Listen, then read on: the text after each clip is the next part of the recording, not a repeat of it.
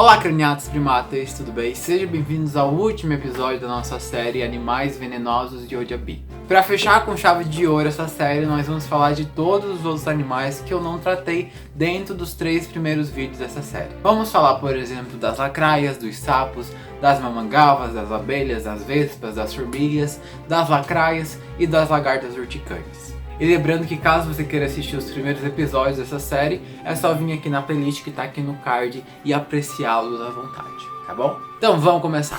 A ordem dos animais que nós vamos falar está definida a partir da importância toxicológica dos animais. Então a gente vai começar falando do animal que tem mais registros de acidentes até para o animal com menos registros. E o animal dentro dessa lista que nós vamos tratar hoje, que tem mais registro e mais importância toxicológica pra gente, são as lagartas urticantes. As lagartas urticantes nada mais são do que um estágio de vida de 2 animais bastante conhecidos por vocês, com certeza.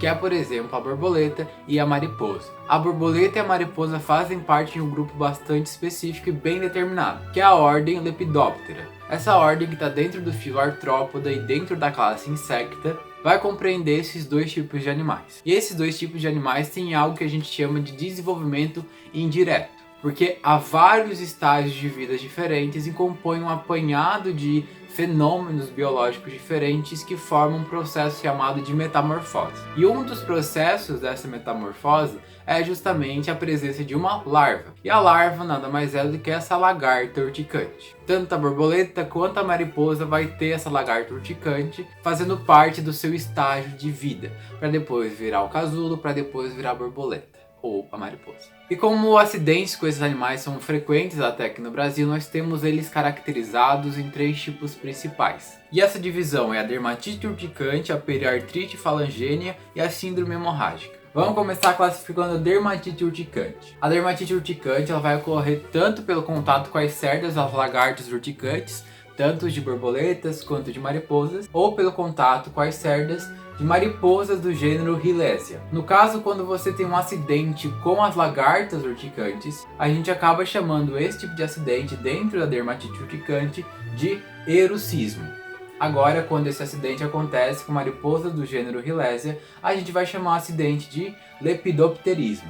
Uma coisa que eu quero chamar a atenção primeiro, antes de continuar, é falar das cerdas das lagartas urticantes. Muita gente vê essas lagartas na rua ou perto do mato, qualquer outra coisa assim, e caracteriza aquilo como pelinhos. Pelo é algo que vem de mamíferos. Nós mamíferos temos nossos pelos. Agora, os outros animais que não são os mamíferos não têm pelos. O que eles têm, na verdade, são algo que a gente chama de cerdas. E é por meio dessas cerdas que vai haver a inoculação do veneno na gente. E agora vamos continuar. E o quadro clínico desses 2 tipos de acidente basicamente é uma dor e queimação no local e um edema e um eritema. E agora, saindo da dermatite urticante, nós vamos caracterizar o segundo tipo de acidente com a lagarta urticante, que é a periartrite falangênia. A periartrite falangênia ela é muito comumente chamada de reumatismo dos seringueiros, porque ela é causada por uma lagarta de um gênero bastante específico que é encontrada lá na Amazônia, onde estão as seringueiras, de onde é extraído o látex pelos seringueiros. Essas lagartas são conhecidas popularmente como pararama, mas o seu nome científico é Premolis semirufa. E os sintomas mais comuns desse tipo de acidente é justamente a dor, o edema e a sensação de queimadura. Além disso, pode haver uma dor excessiva nas articulações, e por isso é chamado popularmente de reumatismo dos seringueiros, por conta dessa dor parecida com o reumatismo. E a terceira categoria de acidentes com lagartas urticantes é a síndrome hemorrágica, que é o nome dado aos acidentes causados pelas lagartas do gênero Lonomia. Dentro desse gênero Lonomia, nós teremos várias espécies que causarão esse tipo de acidente, que são espécies popularmente conhecidas como, por exemplo, taturana e maranduvá, e entre várias outras diferentes. Elas normalmente vão ser encontradas em grupos de mais ou menos 200 ou 30 indivíduos, possivelmente concentrados em tronco de árvore. E os sintomas decorrentes dos acidentes causados pela lagarta Lonomia são principalmente dor e queimação no local, edema e eritema. Também podendo acontecer cefaleia, náuseas, tonturas, hipotermia ou hipotensão. E ela é chamada de síndrome hemorrágica porque há algumas manifestações hemorrágicas, é algo bastante frequente. Em casos mais graves pode acontecer uma insuficiência renal aguda, que é a principal complicação da síndrome hemorrágica. além do AVC, do acidente vascular cerebral. E você deve estar olhando para isso tudo e pensando, meu Deus, André, como é que eu evito pegar esses animais na minha frente? Bem fácil. Esses animais, eles se concentram exclusivamente em locais de mato. Eles não gostam de áreas urbanas, eles gostam de mato. Dentro das áreas onde existe maior circulação de pessoas, eles podem se concentrar principalmente em parques. Por isso é bem importante que você observe se há nesse parque algum tipo de casulo, se houver algum registro de alguns animais, como por exemplo as mariposas ou as borboletas, e a partir disso ficar bastante atento para não esbarrar com nenhuma lagarta urticante. Dependendo da gravidade da reação que o veneno causar na pessoa, vai ou não ser necessário a administração de soro antiveneno. Mas mesmo se você tiver qualquer contato com qualquer tipo de animal desse, corre para o hospital para garantir que não vai causar nada de errado para ti, tá bom?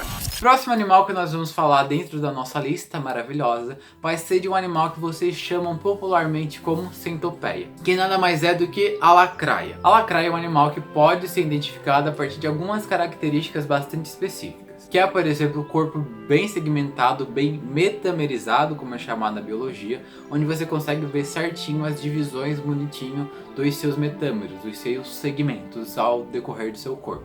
Além disso, para cada segmento presente no corpo da lacraia, vai haver um par de perninhas. Além das perninhas, aqui na cabecinha dela vai ter um par de antenas, e na parte ventral da sua cabeça a gente vai ver duas presinhas, que a gente vai chamar de forcículas. E as forcículas são justamente o aparato de inoculação de veneno desses animais. E esses animais são encontrados principalmente em regiões tropicais, como o Brasil, com exceção do sul, que é subtropical.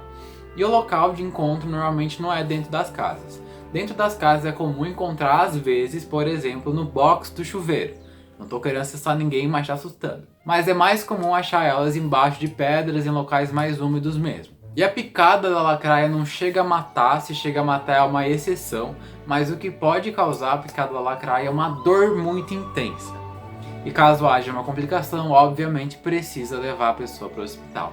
De qualquer forma, se for picado com uma lacraia, vai para o hospital.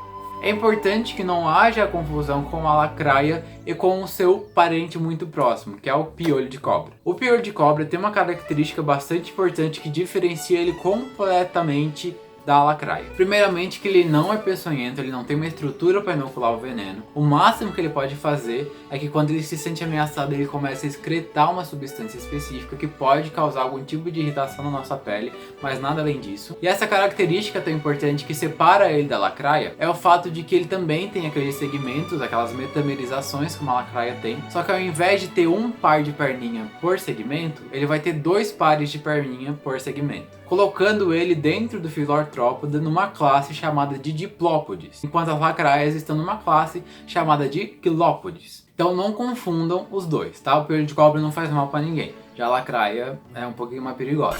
E agora nós vamos falar de três animaizinhos bastante importantes. Nós saímos lá dos quilópodes e dos diplópodes, e agora nós vamos falar da classe insecta. Temos três animaizinhos aqui no Brasil que têm algum interesse toxicológico. São as vespas, as abelhas e as mamangavas. Esses três animais possuem um tipo de estrutura específica para poder inocular o veneno, que são comum aos três animais, que é o chamado ferrão. O ferrão está presente tanto nas abelhas, tanto nas vespas, quanto nas mamangavas. Se você quer saber um pouquinho mais sobre esses animais, eu recomendo que você vá assistir o vídeo que eu fiz sobre as vespas assassinas asiáticas. Clica aqui no card que lá tem uma participação muito legal da galera do Nossas Abelhas. Eles falam todas as características que a gente precisa saber para diferenciar uma abelha de uma vespa. Então corre lá e confere. Dentro das características de interesse toxicológico, o que a gente tem de mais importante é o fato, por exemplo, de que as vespas e as mamangavas não perdem o ferrão ao picar, enquanto as abelhas perdem. No caso das vespas, essa característica consegue permitir até que elas administrem quantidades maiores de veneno para atacar a vítima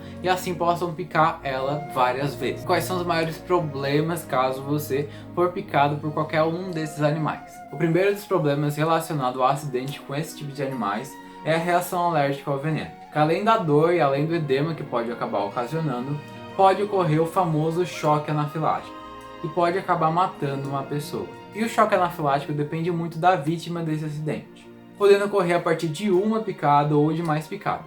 E o segundo tipo de acidente com esses animais é a intoxicação, que só vai acontecer a partir de múltiplas picadas. Pode acabar resultando em problemas como diarreia, náuseas, vômito, insuficiência respiratória e insuficiência renal. Para poder evitar o acidente com esses animais, é sempre bom dar uma olhadinha onde você vai fazer, por exemplo, uma trilha, para que você não esbarre com uma cachopa de marimbondo ou com uma colmeia de abelha, evitando assim qualquer tipo de acidente um pouco mais grave. E agora nós vamos falar das formigas. As formigas continuam lá na classe insecta dentro do filo artrópoda bonitinho, junto com os outros animais que a gente acabou de ver. Só que elas têm uma grande variação de formas de defesa diferentes que não são estabelecidas principalmente pela presença de um veneno. Algumas formigas podem ter sim algum tipo de ferrão que sai do seu abdômen e por isso pode acabar administrando algum tipo de veneno e por isso são peçonhentas. Outras têm uma mandíbula bastante reforçada e por isso podem morder. E outras podem até excretar uma secreção bastante mal cheirosa que afasta os predadores. No Brasil a gente tem em torno de 1000 espécies de formigas catalogadas,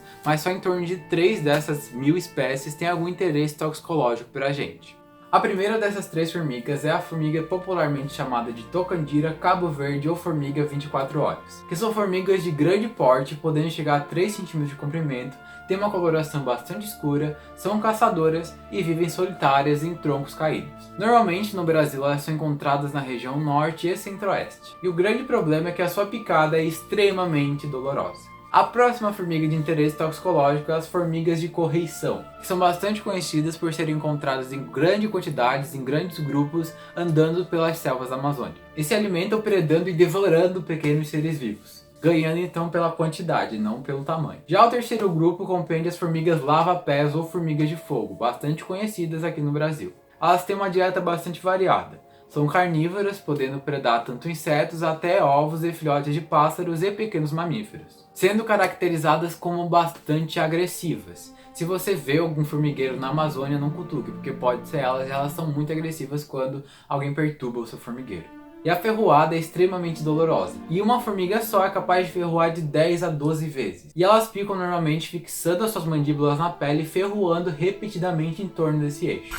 E agora, para finalizar, nós vamos falar do nosso último organismo. Agora a gente não vai falar mais de invertebrados igual a gente falou até agora. Nós vamos falar dos sapos. O sapo é um exemplo bastante clássico de um tipo de animal que ele tem bastante veneno, tem locais e bolsas de veneno acumulado no seu corpo, mas não tem uma estrutura específica para a inoculação desse veneno. Nos sapos a gente pode ver o veneno concentrado em várias partes do seu corpo. A parte principal onde o veneno é situado é em bolsas que ficam atrás dos olhos, mas também pode ocorrer algumas bolsinhas um pouco menores no decorrer do corpo do animal. E o veneno ele vai ser inoculado em algum tipo de animal, principalmente algum predador que está predando esse animal, quando o animal ele é pressionado. Quando o sapo começa a se sentir ameaçado, ele começa a fazer aquele processo que vocês com certeza conhecem. É aquilo que ele começa a inchar. Quando ele incha, ele fica cheio de ar, então ele sai de algo mais ou menos assim para algo mais ou menos assim. E o predador finge que aqui é uma cobra, ela vai lá e vai predar. Só que quando ela for morder o sapo, ela vai pressionar o animal.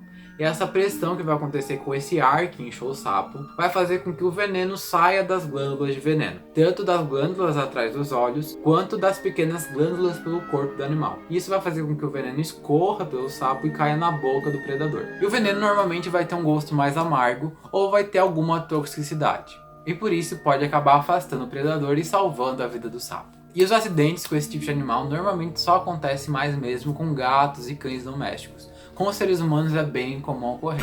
E agora, para finalizar, nós vamos falar das coisas que você deve fazer caso alguém do seu entorno seja cometido por algum acidente com esses animais que eu falei nesses 4 episódios dos animais venenosos onde habitam. E eu vou apresentar para vocês essas medidas de socorro a partir de uma tabelinha que vai aparecer do lado o que não fazer e do outro o que fazer. Então vamos lá. Então vamos começar falando dos processos que você deve fazer caso você presenciar um acidente desses.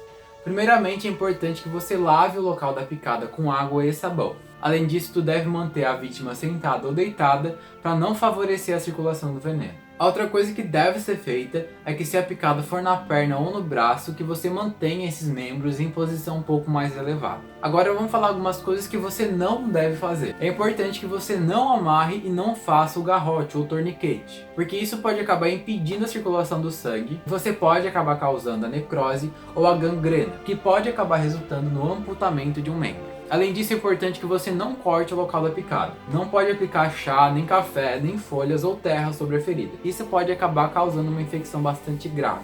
Além disso, não dê de forma maneira bebidas alcoólicas ou fumo para a vítima. E por fim, a coisa mais importante que você deve fazer é levar a vítima ao serviço de saúde mais próximo para que ela possa receber o atendimento adequado, para que possa então ser feito o tratamento pelo soro antiveneno. E esse soro ele só pode ser aplicado em unidades hospitalares com acompanhamento médico. E essas foram as dicas do Dé para finalizar essa série maravilhosa de animais venenosos e onde habita. Caso você não tenha visto os outros 3 primeiros episódios, vem aqui no card e assista. E caso eu tenha falado alguma coisa equivocadamente, por favor fale aqui nos comentários que eu faço mais errado no próximo vídeo. Um beijo, um queijo e eu fico por aqui. Tchau!